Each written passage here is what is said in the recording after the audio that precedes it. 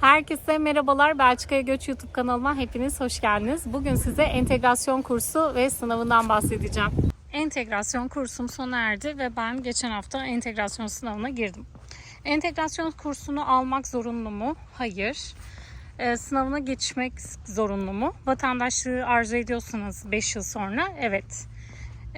Sosyal asistanınız atandı. O zamana kadarki kısmı hani sosyal asistan kimdir, entegrasyon kursu kimden talep edilir, sınavına nasıl girilir, bunlarla ilgili bir videom var.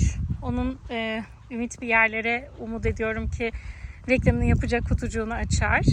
Öncelikle entegrasyon dersini istediğiniz dilde alabilirsiniz. Yani ister İngilizce, ister Türkçe, ister Almanca, ister Flemenkçe, ister Fransızca, Çince, Arapça istediğiniz dilde alabilirsiniz. Genelde Türkler de şöyle bir şey var, özellikle beyaz yakalılarda. Türkçe almayalım, İngilizce alalım. İşte grup birazcık daha homojen olur falan. Ama ben buna çok katılmıyorum. Dinlediğim öykülerden ötürü katılmıyorum bu arada. Belki hata ediyorum, bilmiyorum. Şimdi İngilizce olduğu zaman çok ortaya şeyler anlatılıyor. Ama Türkçe eğitim aldığınızda Türkiye'den çok örnekler veriliyor. Ve hocanıza nasıl derler, şeffaf bir şekilde sorunuzu sorabiliyorsunuz. Ama şimdi İngilizce aldığınızda sınıfınızın ortak dili İngilizce ama her ülkeden birileri var. Öyle olduğunda birazcık daha hem hocayla ortak bir dilde buluşmak, yani konu başlıkları olarak zor, hem de ülke değil de birazcık daha hani genel anlatılır her şey. Yine şöyle bir örnek verebilirim. Bir arkadaşım söyledi. Ben İngilizce aldım dedi. Hani senin dedi elde ettiğin bilgilerin onda biri bende yok. Çünkü hoca bize böyle spesifik örnekler vermedi. Hani Türkiye'den sigortanı buraya nasıl taşırsın örneğin. Çok genel anlattı dedi. Ben o yüzden tekrar Türkçe almak istiyorum dedi. Bazıları da der ki ya ne gerek var, zaten sınavına giriyorsun.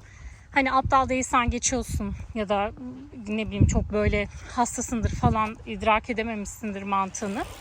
Böyle şeyler yaşanmadığı sürece geçiyorsun, hani ne gerek var 2 ay her akşam oturup, yani haftada 2 akşam oturup bu dersleri almaya. Ya ben ona da katılmıyorum.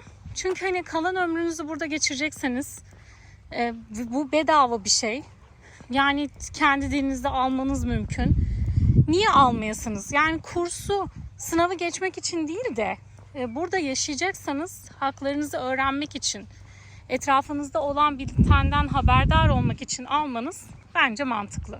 Ben kursu Mart ve Nisan'da aldım. Sonra asistanım aradı. Dedi ki sınava ne zaman, nerede girmek istersin? Hafta içi programım çok yoğun, hafta sonu girmek isterim dedim. Kortrek'te girmek isterim dedim. Çünkü bana yakın Gent vardı.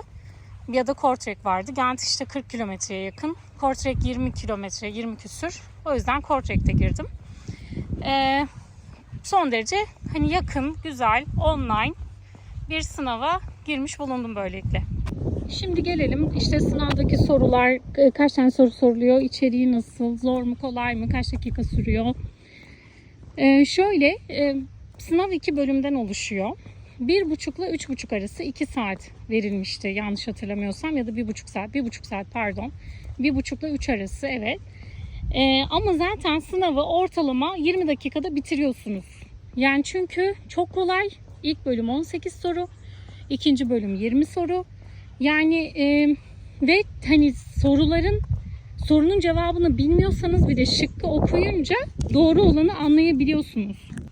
Sınav salonuna girdiğinizde size bir kulaklık veriliyor. Arzu ederseniz kulaklıkla soruları dinleyebilirsiniz. Yani okuma yazmanız yoksa size okuyor soruları hoparlör tuşuna bastığınızda. Nasıl anlıyorsunuz cevaplardan soruların doğru olduğunu, yani doğru yanıtı? Mesela diyor ki soruda aşağıdakilerden hangisi bir renktir? Biri yazıyor ki kırmızı, öbürü yazıyor ki elma. Hani siz biliyorsunuz yani zaten kırmızının bir renk olduğunu. Yani çok da böyle pek bir şey bilmenize de gerek kalmıyor bu yüzden. Genelde insanlara sorular nasıldı denildiğinde diyorlar ki işte Belçika'nın bayrağını soruyorlar, resmi dilini soruyorlar. Ama onlar sorular değil, onlar deneme soruları. 2 bölümün başında da deneme soruları var. Konunun mantığını anlayabildiniz mi diye soruluyor onlar. Normalde sınav sorusu onlar değil. O 4 ya da 5 tane deneme sorusunu yapınca İlk bölüm başlıyor. İlk bölüm 18 soru, herkesin aynı. Yani gerçekten çok basit. Hani gerçekten aklım, yani atıyorum komşunun çocuğu fiziksel şiddete maruz kaldı. Ne yaparsınız? A şıkkı hiçbir şey yapmam, B şıkkı polisi ararım. Yani bunun gibi. Bilgi gerektiren neler var? Mesela sağlık sorununuz var. İşte hangi numarayı aramalısınız? 112. Hani bunun gibi.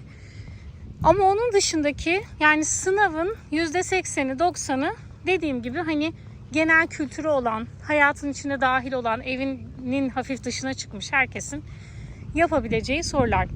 İkinci bölümde 20 soru var ama size hak tanıyor. Diyor ki mesela diyor ki bir sonraki 3 soru iş hayatıyla ilgili olacak. Öğrenci misin? Çalışan mısın? İşsiz misin? Soruları da senin ilgi alanına göre soruyor. Çünkü mesela işsizsen atıyorum hangi kuruma başvurmalısın? VDAB'ye. Ama çalışıyorsan da sendikalara dair soru soruyor. Yani yine aslında bilmeme şansını çok azaltmış oluyor bu durum. Aşağıdaki evraklardan hangileri saklanmalıdır? Biri dans kursu broşürü, biri market broşürü, öbürü fatura. İş başvurularının kenarındaki M, V ve X harfleri neyi temsil ediyor? Yani bunun gibi çok basit sorular dediğim gibi. Günün sonunda ne kadar zamanda açıklanıyor? İlki oradaki sınav gözetmeni, tebrikler geçmişsiniz diyor. İkincisi evinize mektup geliyor. Üçüncüsü sosyal asistanı size diyor ki sınavını geçmişsin. Dilinin de geçmiştin. İşte tebrik ederim. Evrakların artık hazır. Önümüzde 3 yıl, 4 yıl neyse vatandaşlık başvurusu için olan süreçte dosyanı kapatıyorum. Hani bir sonra benimle muhatap olacağın tarih vatandaşlığa başvuru sürecin. O şekilde evraklarınızı size veriyor. Küçük bir sır vereyim. Öğretmenleriniz de, entegrasyon öğretmenleriniz de o gün, o saniye sınavı geçip geçmediğinizi, kaç puanla geçip geçtiğinizi görüyor. Ama tabii onun kapısını tıklatmaya ne gerek var? Zaten önde sonunda gelecek. Ümit Cuma günü sınava girdi. Çarşamba günü sınava girdi. Cuma günü eve evrak geldi.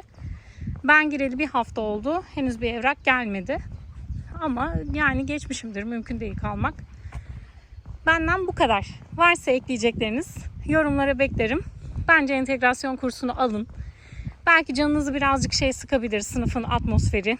Tuhaf tipler olabiliyor. Dediğim gibi sizin aklınıza gelen sorular varsa, yorumlarınız varsa videoma beklerim. Beni takip etmeyi unutmayın. Ayrıca Instagram'da da çok güzel paylaşımlarım var. Instagram adresim de Belçika'ya göç. Takip ederseniz sevinirim. Hoşçakalın. Kendinize dikkat edin.